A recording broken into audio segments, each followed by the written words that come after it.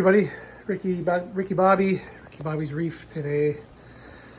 And well, I want to, it's not really a good day, but we'll try to make the best of it. So last video we put Seahorses, Bruno and Dolores in the tank. Tank's been doing good. Seahorses were eating, we're dancing, we're having a great time. And 2 days ago, all of a sudden, I went to feed the tank in the morning. I've been home for a while now, so I've been able to feed the Seahorses multiple times a day, like 3 times. And I noticed they weren't chasing and hunting after the food. And I was instructed by the LFS, who is a breeder in the captive breeding program, to let them hunt a little bit. It's part of their nature. So anyway, they didn't want to hunt.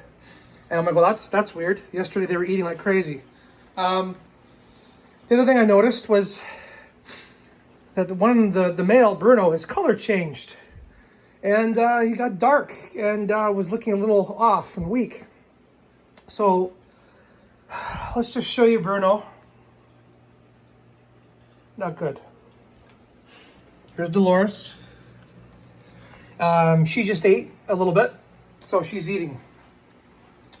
So the other day when this started happening, the nitrates were 10 ppm on the Hannah. It wasn't nothing major. Tank 74 degrees, salinity 1.0 at 26 on the Hannah. So nothing really out of line for any issues. I mean, these guys came from a tank that had 60 ppm nitrate. So I've been watching the Seahorse Whisperer, trying to figure what to do. I set up a hospital tank with methylene blue. Luckily, I can get that here. And no, the heater was not in there when the Seahorse was in there. That's just to get the tank up to temperature. And basically did a couple-hour dip yesterday, which seemed to help Bruno, and he seemed to have a little bit more life in him. And then this morning I woke up and he was not doing well again. So I just gave him another 2-hour bath. And so right now this is kind of his stressed out thing going on here. So, not happy. I don't know what's going on. Doing my best. I have read if it is weak snick. Weak snick is a thing that happens with seahorses when they basically get like a sore throat in a way from eating or taking in. If they took in a pebble, like a piece of aragonite when it was eating, it could do some aggravation. So I don't know what happened, but the methylene blue is supposed to be very gentle on them. Also helps with the hemoglobins and getting oxygen to their system, which is good. A little bit of a recharge. I am going to put Dolores in there for a quick 30-minute bath anyway, just because she's eating, but she's not herself. I've talked to my breeder, and they say that it's odd that this is happening since the tank is where it's supposed to be. So not looking forward to telling my daughter in case Bruno passes away. So the other thing they recommend for weak snick is a formalin bath. Now we don't really have formalin here, but I think it's called Kick or something. I do believe it has formalin in it. So we're going to do that next. I know it's very stressful for this little guy, but I'm going to do everything I can. This isn't what I really wanted to post it. I'm kind of sad to see my little guy like this. See how dark he is?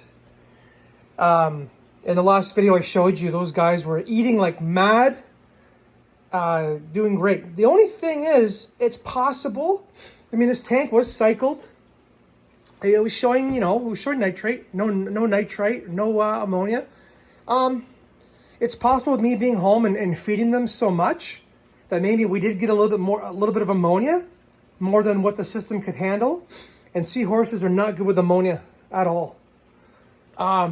So the methylene blue is the best thing for ammonia poisoning, which I have done. So I'm going to prep another tank, do a formalin bath, and then actually I am planning, if you watch the Seahorse Whisperer, I've done it before with another fish. I'm going to take some calanus, which is basically like frozen copepods, and I'm actually going to take my little seahorse and very gently push some down his throat and see if I can get some food in his belly. I'm at that point now, and I'm lucky I'm home. The rest of this week I can do this. Otherwise, it'd be a goner, and I'm going to do everything I can. So stick with me here.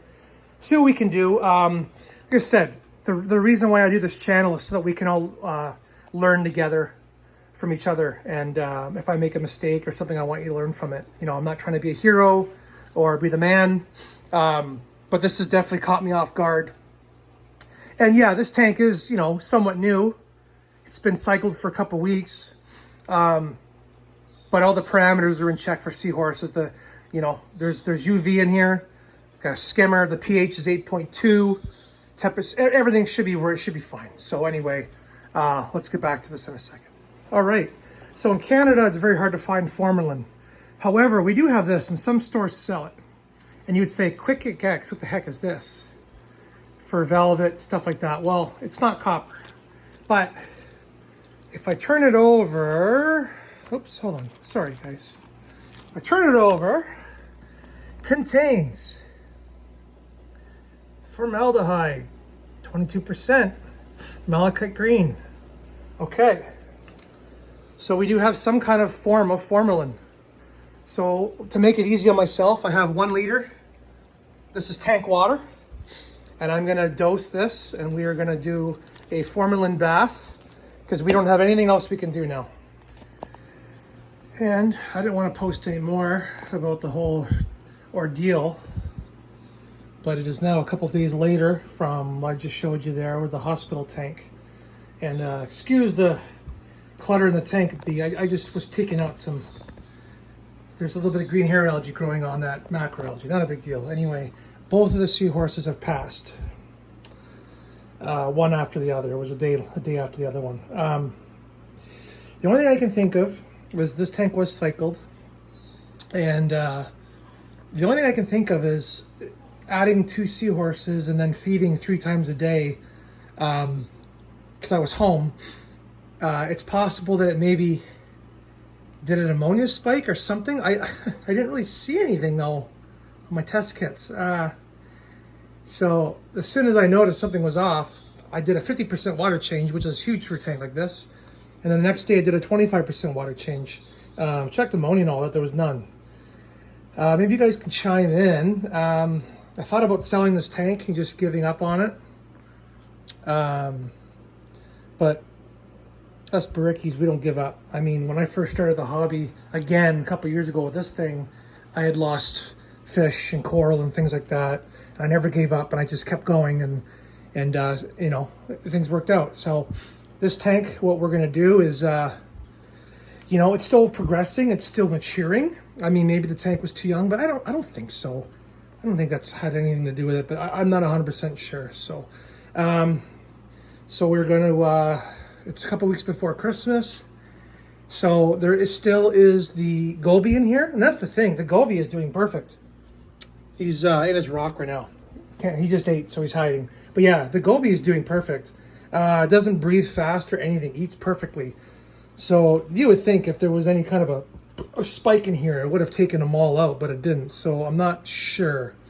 So we're gonna feed this tank a little bit every day just for the goby and for the crabs and stuff to pick at. And we're just gonna let this tank keep maturing. And after Christmas, we'll go back and try some Seahorses again. My LFS, good man, he is basically gonna hook me up for round 2. But yeah, we did everything we could. So anyway, sorry about the negativity, the bad news. This is part of the hobby, I guess, even though I don't want it to be part of the hobby. And yeah, but other than that, I'm kind of pleased. Like, this is something completely different for me, this tank, as opposed to the main display. You know, the main display is all LPS, SPS, some softies, a full reef, mixed reef. And this tank is like Gorgonians macroalgae, so something a little bit different. So anyway, guys, we'll talk to you soon. Please like and subscribe, and we'll try this again. We'll do some more research on the off time, and we'll come back swinging. Take care.